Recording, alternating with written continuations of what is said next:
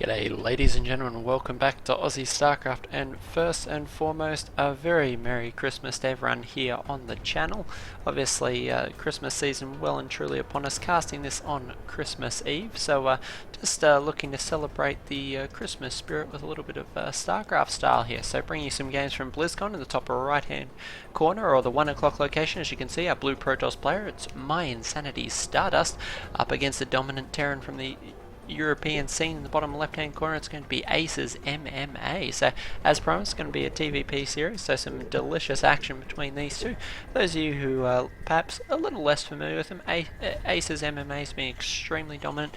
TvT, obviously one of his great matchups. We've seen some fantastic games from him during season 3 of WCS this year, and just looking in fantastic form as 2014 draws to a close. Stardust always been a very tricky and clever Protoss player, well known by his nickname Cheese Dust, and not entirely undeserved. He has been known to say and promise to cannon rush in all 5 games of best of 5 series, so always one with a few sneaky tricks, but surprisingly here at BlizzCon thus far we haven't seen a whole lot of those. So Stardust electing to play a little bit more of a conventional Protoss player, and we'll see how that fares for him here on Catallenna. Catallenna, obviously one of the more popular maps in the map pool. We seem to have about it's about 50-50 in these best of 5 series. We tend to see at least Catallenna, if not merry-go-round, tends to be one of the 2 maps falls into each map pool, with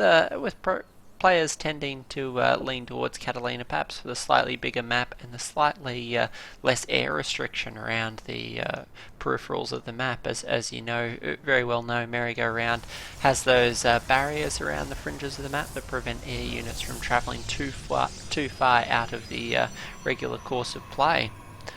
Both our players going for rather standard openings here. We have MMA opening with the Reaper, as certainly his opening of choice has been thus far in the series. Best of 5 series between these two. I think we've seen MMA open in this manner for most of the games. Stardust, of course, not going for anything sneaky like a proxy Stargate, opting to go for a much more conventional play.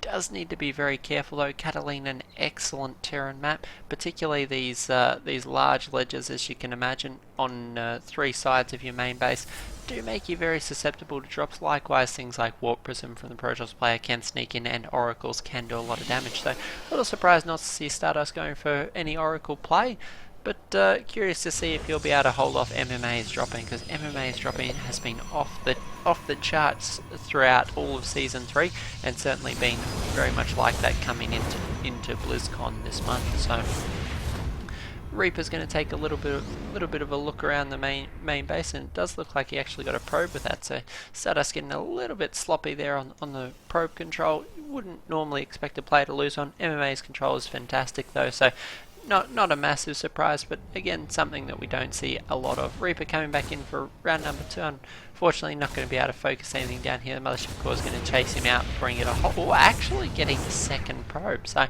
there's perhaps Stardust slipping a little bit here. A little bit of the pressure from MMA throughout this series really starting to weigh on him in this game. We'll see if he can bear up under the pressure, or whether MMA is going to be able to seal out this series.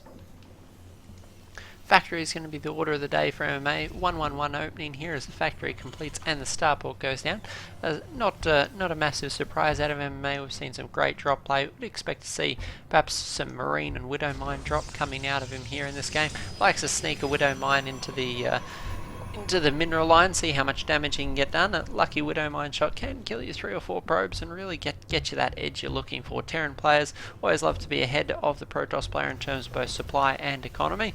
If the Protoss player, and Stardust has shown this time and time again, if the Protoss player can hang on, get to that point in the game when he is 50-50 or at least ahead slightly on supply, will almost always seal out the series. So MMA trying to get those little edges early on to try and keep our Protoss player on the back foot. More Stalkers coming out here. The tech unit of choice is going to be a robotics facility out of Stardust, so imagine we'll be seeing Colossus play. Don't often see Stardust skip Colossi. Does love them against the Terran matchup, even though that they are easily countered by Vikings in the mid to late game. does love to open up with those Colossus, just gives him a rock solid defense against the early sorts of pressure plays that we see out of a lot of Terran opponents indeed. A few Marines and Widowmine picking up in the medevac here, making a bit of a beeline for the main base of Stardust. Stardust Forge going to be finishing up now, so I imagine we'll see that +1 armor upgrade start shortly. And interesting enough, this probe slacking off for a bit. Actually going to throw down the support bay for those Colossus. Reaper's going to get a great scout off, spot that straight away, and the medevac is moving into the main base. So this Widowmine actually should get burrowed here. Observer's still going to be a little ways away. I don't believe we have one in play as of yet. Oh no, we do. It's just that the natural expansion is going to make its way over. Photon overcharge will pick off that Widowmine and won't actually get a whole lot done here. So this drop not quite going perhaps as well as MMA might have intended. Few Stalkers already in position at the natural, so it's probably too little too late, and it looks like MMA will just hold that drop off for a rainy day. Back at home we have a few Marines moving out, more medevacs on the way as well as Stimpack finally getting started here. 8-minute mark, not the quickest Stimpack but not the slowest either, certainly a little bit later than most players would like to, but these early pressure drops from MMA do set you back a little bit in terms of economy. You've got to funnel that gas early into the tech structures, got to get that starport nice and quick to make these drops a little bit more viable. Unfortunately for MMA, this drop not really paying the dividends that he perhaps would have liked. We have a photon cannon coming down the main just to make that a little bit harder as a second drop swings in, try and take the main base. This photon cannon is going to finish up just in time. This medevac's waiting here to try and get a drop off in the natural. Will Stardust split his units properly. It looks like this cannon's going to be able to buy a little bit of time here in the main base. Marines starting to go down as the medevac does drop the natural. These Stalkers in good position, already have some damage on that medevac, so got to be very careful, otherwise it could indeed be picked off. With the photon overcharge, going to be an easy hold for Stardust, and MMA seems to be struggling to get a little bit of traction here in this game. Income wise, very even for both our players. Production tab, we can see a lot going on for our Terran player. First Marauders are rolling out the door, +1 attack along with combat shields, about halfway done now. We do actually have a blink and extended thermal lance on the way for a Protoss, along with that +1 armor almost finished up, so these will give him a big edge. These medevacs continuing to try and pluck away at the fringes of the Protoss base. A lot of warp gates coming in here. Stardust looks like he's going to be able to drop a lot of units in time for a 2-base timing attack with that +1 armor finishing up. The real question is though, will MMA allow him to do that? He does know that Stardust still hasn't thrown down a third base. 10 minutes is very late for a third base, probably due in large part to most of MMA's harassment. Really can't move out of his main base without leaving either his main or his natural exposed to these drops. We're going to move out, scout other third base locations just so we can get a correct read on the game. We have Viking production starting to really spool up for MMA as he sees these Colossi in play. We do have a number of them already on the field. As you can see, 2 Colossi already in play. Third one well underway. Thermal Lance finishing up now. We have a big Doom Drop loading up here. 3 medevacs, all full of units here. Lots of Marines and Marauders ready to go, so got to be super careful. Stardust could actually get lucky and pick this off if these Stalkers continue to wander to the north. Unfortunately, this Marine is going to spot the Stalkers moving out by a lot of time. That's going to give MMA the signal he needs to slide around. These Stalkers were so close to picking off these drops. As you can see, MMA microing those away as these Marines continue to spot where this Stalker army is moving. It's going to give him the signal he can in fact go for the main base. Hallucinated Phoenix is going to buy him the time he needs, spots this drop. MMA decides to commit, boosts into the main base. Photon Cannon still here, but plenty of Marines and Marauders drop all over this mineral line. Big warp in here, 2 Colossus going to go to town. Fortunately for MMA, this drop probably just a little bit premature. It's being spotted by that Phoenix has forced him to commit a little bit early. Unfortunately, these units weren't quite in position to threaten the natural. As you can see, almost no units here in the natural ready to defend, so probably MMA getting a touch excited there. If he'd waited a moment or two for these units to get in position, probably would have got a lot more mileage out of that attack. But Stardust doing a great job of splitting these units, defending both locations, and in the midst of all that, taking a third base. So Stardust making all the right moves in this game to try and keep pace with MMA. MMA does have his third base, is moving out to take that in the forward location. as opposed to towards his opponent. This would be a very difficult base to hold, able to be threatened from this dangerous position here, along with cutting off reinforcements streaming from the natural. Can also suffer from warp units or air harass behind the mineral line, so that's why most Terran players tend not to expand at this location.